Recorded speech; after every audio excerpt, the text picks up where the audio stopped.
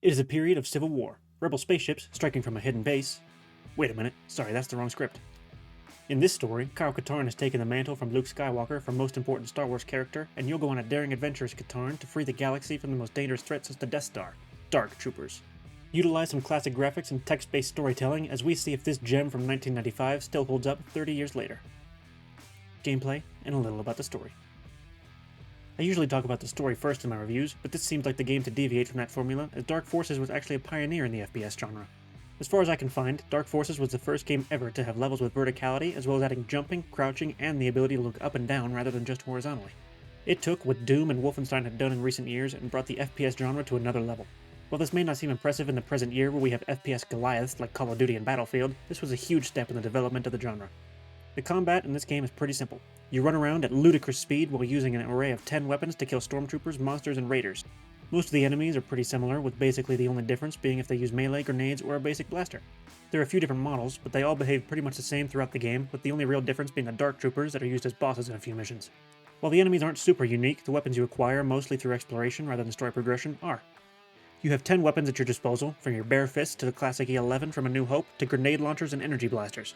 I didn't find a very big use case for most of the weapons, with the most effective being a long-range blaster to take out ranged enemies, and the E11 at closer range due to its lower accuracy and ammo abundance.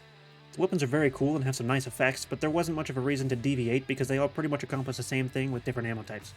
Outside of combat, there's plenty of exploration to be done through platforming and puzzle solving. Through this exploration, you're typically rewarded with shields, health, and extra lives, as well as the occasional new weapon. This was interesting, as most modern games give you weaponry through progression so that the exploration is just for achievement hunters. Having survivability and weapon choices locked behind exploration was really cool and something that I don't think I've seen before. Now the platforming gets us into the level design, which isn't very interesting. All of the levels are some variation of gigantic walls suspended over an infinite wasteland of blank space. This gets extremely repetitive, with the only real difference being the occasional entrance into another building or a differently colored enormous wall. It can become incredibly easy to get lost in a few of the levels, as most of the area is really narrow walkways that all look the same, with some small entranceways that are difficult to see without the use of a map, as they blend in with the walls in front of them. I think that some harder shadows or use of accents where there are ways to go would have been useful here, and I did get lost quite a few times before I resorted to just using the overlay map to find my way around. The previously mentioned puzzles aren't too difficult and can be solved with a little critical thinking. However, don't expect the game to hold your hand or give you any of the answers by saying, "Hey, look over here," like in my recent God of War playthrough. If you can't figure it out, tough luck. Hopefully you don't need whatever was back there. Now with all that out of the way, I do strongly recommend playing this with the Force Engine mod as I did. This mod makes the game a little prettier with HD textures and adds the ability to up the resolution from the original's 320 by 200, as well as a few quality of life additions like mouse aiming and the ability to change keybinds. This does nothing to change the original models or game itself, just makes it a little more accessible to hold up with modern controls. The story is completely untouched by the mod, with Mon Mothma and Jan Ors giving you missions through text as you progress. This begins with the stealing of the Death Star plans before quickly advancing to a new threat, the Dark Troopers. These are a new brand of battle droid that was actually introduced before battle droids were in the Phantom Menace that are essentially super stormtroopers. The newly created battle droids pose the newest villain to the rebellion, with their new weapons that can tear through legions of meatbags, a jetpack, and armor made from frick, a nearly indestructible metal. Your handlers in the rebellion will send Kyle Katarn, the player character, on a wild goose chase through the galaxy that mostly just gives you clues to the next place to look rather than actual answers. Normally, I go into a little longer explanation of what goes on in the story, but that's really about it. There's a new threat, and the entire game is you finding very small clues that pretty much boil it down to, here's a really tiny and useless detail, try this other planet instead. The story here reminds me a lot of some older boomer shooters, which is that the premise on paper is really good, but it turns out to not be terribly interesting in the execution and is more of a vessel for the gameplay rather than being a good standalone tale. Dark Forces is no different, and is a lot more about the gameplay than it is about the story that later games in the series were able to improve. This was the start of a new franchise within the Star Wars universe, and it shows in the story department. Sound, music, and voice. The music implemented in Dark Forces is surprisingly interesting. There is constant background music that is a retro-style remix of classic Star Wars tunes, such as the Darth Vader intro and the opening crawl music, among others from the original trilogy. These are a lot of fun, as they aren't complete copies of these compositions, involving some remixing and new additions to try and make them a little more interesting, rather than just copying and pasting from John Williams. I was really surprised to learn that this was the case, as I was expecting more of a fan service in this regard that we typically see in many modern games. The sound design isn't the best, but this is the fan service you'll recognize if you're a Star Wars fan like I am. All of the returning blasters from the movies come with their classic sounds, with new ones bringing some pretty bland designs that won't blow you away. The elevators and sliding doors and even garbage chute all bring with them their sound designs from the original trilogy as well that fans will recognize. Despite the age of the game, there is actually functional directional sound that works well most of the time. You'll have to realize that this is a 30-year-old game, but the sound here is pretty close to a AA game in 2025. Forgive Me Father is a good comparison here, in a similar style game with comparable sound design.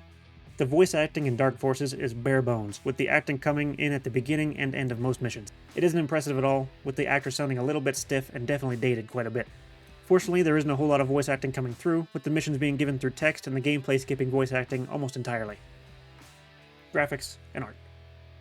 Being that this is a 30-year-old game, the graphics of course don't hold up. Even with the addition of the HD textures and upgraded resolution, this looks like a very dated game. Many low-poly looking textures, sprites used for enemies that are pretty ugly, and weapons that are mostly pretty hard to discern what they are, make this game a dated mess in terms of the graphics used, unfortunately. The art style isn't particularly interesting either, with the art design of the levels being particularly bad. A lot of the gigantic walls all look extremely similar, which makes it very easy to get lost if you don't use the overlay map. The length of some levels are just identical walls for the entirety of the 30-ish minutes you'll spend on there, which can make it very difficult to stay engaged. The one part of the art design I do like is the effects. Each weapon has a very distinct effect that makes them all fun to use where the weapons are otherwise not super interesting. From the classic red blaster bolt of the E11 to a green plasma weapon to little yellow projectile beads, the weapon effects are easily the best part of the art in Dark Forces. Performance. Dark Forces can easily be run on a complete potato PC. With my 14900K and 3080 Ti, I had zero issues with frame drops, stuttering, or crashing due to gameplay even on max settings, with a consistent 120 FPS throughout, which is the maximum allowed by the engine. Now this does include a sort of asterisk, as the use of the Force Engine mod makes it difficult to save, and even more difficult if you die. Unfortunately, the game does not save your progress even through level completion, so you'll need to manually save between levels. An extremely unfortunate side effect of the mod interacting with the original game's engine is that your game will crash if you lose all of your lives, deleting all progress even to previous levels if this happens. If you are diligent about saving every time you load into a level, this isn't a serious problem, but it is very obnoxious and can be extremely frustrating if you do forget that you need to manually save. Final verdict. As a standalone game, this is listed on Steam at $6, which is still a little much for me when you can get more modern games for similar prices. This does go on sale for about $2 and can be gotten in the Jedi Knight collection on sale for about $12, which includes all 5 games in the series. Both deals I believe are well worth it for a classic Star Wars experience.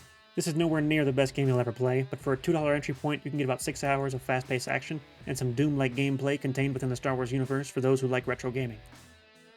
I do reviews like this one for the games I play on stream, so check me out on Twitch if you're interested in watching me experience these games. If you'd like the review, give it a like, and if you didn't, give it a dislike.